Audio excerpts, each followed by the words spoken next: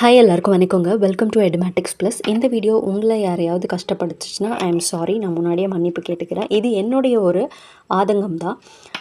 அதாவது ஒருத்தவங்களுடைய கஷ்டத்தை, ஒருத்தவங்களுடைய வறுமையை பயன்படுத்தி நம்ம வந்து பெரிய மனுஷங்களாக காட்டிக்கிறது சிறந்ததா? அப்படி நம்ம வந்து அவங்களுக்கு உதவி செஞ்சு அதை நம்ம வீடியோ எடுத்து போட்டு அதை ஒரு பிஸ்னஸாக பண்ணுறது கரெக்டா அப்படின்னு எனக்குள்ள ஒரு கேள்வி. அது வந்து தப்பு தானே? அது நமக்கு வேணா பெருமையாக இருக்கலாம். ஆனால் அந்த உதவி வாங்கினவங்களுக்கு வந்து ஒரு விதமான கஷ்டமாக இருக்காதா? என்னென்னா,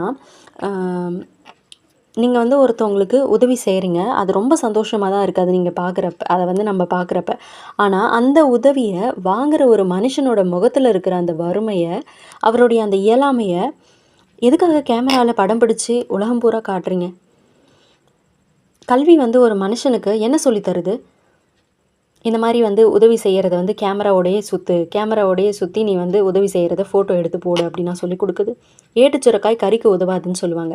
ஆனால் இன்றைக்கி பல பேரோட கல்வி மனிதாபிமானத்தை விட அவங்களோட வீடியோவுக்கு லைக்ஸும் ஷேர்ஸும் தான் முக்கியம் அப்படின்னு சொல்லி அந்த ஒரு முக்கியத்துவம் தான் கொடுத்துட்ருக்கு.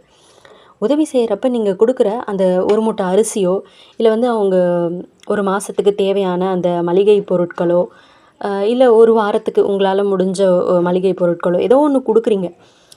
அதை வாங்குறப்ப அவங்களோட சுயமரியாதை அங்கே செத்து போகுதுன்னு நீங்கள் நினச்சிங்களா?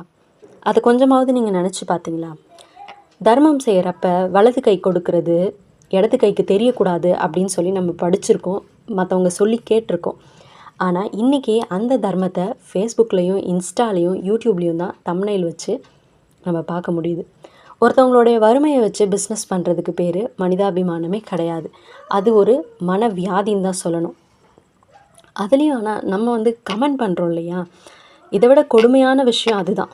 அந்த வீடியோவுக்கு கீழே போயிட்டு சூப்பர் சார், கிரேட் ஜாபு, நல்ல ஹெல்ப் பண்ணுறீங்க, பார்க்க ரொம்ப சந்தோஷமாக இருக்குது, அந்த மாதிரி நம்ம மேதாவி போல் போய் கமெண்ட் பண்ணிகிட்ருக்கோம். ஒருத்தவங்கள அசிங்கப்படுத்தி எடுக்கிற அந்த வீடியோவை நம்ம பாராட்டுற மாதிரி தான் இருக்குது. அவங்களாலேயும் முடியும். இதில் வந்து ஒரு சில பேர் வந்து அவங்களுக்கு உதவி செய்கிறதையே வந்து அவங்களே அவங்கள பார்த்துக்கிற மாதிரியெல்லாம் செய்கிறாங்க. அதெல்லாம் வந்து நல்லா இருக்குது, ஓகே, அதை ப்ரொமோட் பண்ணலாம். ஆனால் அந்த சின்ன சின்ன இதெல்லாம் கொடுக்குறப்ப அதெல்லாம் ஃபோட்டோ எடுத்து போடணும் அப்படிங்கிறது தான் ரொம்ப வருத்தமாக இருக்குது. அவங்களும் நம்மளை மாதிரியான மனிதர்கள் தான். நம்ம அக்கம் பக்கத்தில் இருக்கவங்களுக்கு கொடுக்குறப்ப அந்த மாதிரி போடணுன்ற அவசியமே இல்லை. ஸோ இதுக்கு பேர் என்ன சொல்கிறதுன்னு எனக்கு தெரியல. உதவி செய்யணும்னு நினச்சா அமைதியாக செய்யணும்.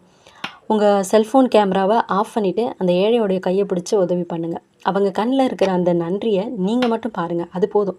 விளம்பரத்துக்காக ஒருத்தவங்களுடைய கௌரவத்தை குலைக்காதீங்க. உங்கள் படிப்பு உங்களுக்கு அறிவை வளர்த்துருக்கலாம், ஆனால் மனிதாபிமானத்தை வளர்க்கலை அப்படின்னா நீங்கள் படித்தது வெறும் பேப்பர் தான். வறுமையை அசிங்கப்படுத்தாதீங்க, கௌரவப்படுத்துங்க. நிஜமான உதவிக்கு நிச்சயமாக சொல்கிறேன், விளம்பரம் தேவைப்படாது. கல்விங்கிறது அறிவை மட்டும் இல்லை, மற்றவங்களுடைய சுயமரியாதையும் மதிக்கிறதுக்கு கற்றுக் கொடுக்கணும். அதுதான் உண்மையான கல்வி. ஸோ ஆனால் நம்ம உதவி செய்கிறப்ப அந்த கேமராவை ஆன் பண்ணி வச்சு நம்ம செய்கிறப்ப இதை இப்படி பிடிங்க, இந்த மாதிரி சொல்லுங்கள், இந்த மாதிரி ரியாக்ஷன் கொடுங்க அப்படின்னு சொல்லி எடுக்கிறப்ப அந்த உதவிக்கு ஆன ஒரு பலனே வந்து இல்லாமல் தான் போயிடுது. ஸோ ஒருத்தவங்களுக்கு உதவி செய்கிறத ஃபோட்டோ எடுத்து சமூக வலைத்தளங்களில் போட்டு அவங்களுடைய வறுமையை பொதுவெளியில் தயவு செஞ்சு காமிக்காதீங்க. இது எனக்கு சொல்லணும்னு தோணுச்சு. ரொம்ப ஆதங்கமாக இருந்த விஷயத்த நான் வெளிப்படுத்திட்டேன். இது நிறைய பேருக்கு பிடிக்காம கூட இருக்கும்.